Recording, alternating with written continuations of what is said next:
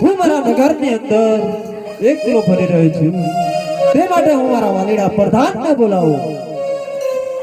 આજે રાજા બોલાવે પ્રધાન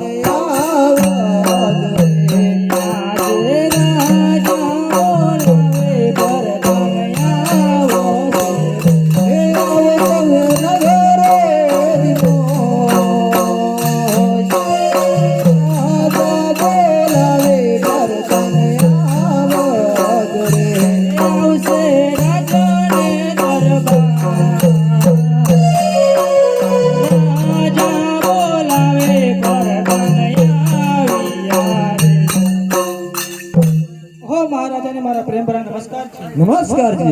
આપને બોલાવવાનું શું કારણ છે? તમને બોલાવવાનું એ જ કારણ છે, આપણી નગરની અંદર શું ચાલી રહ્યું છે?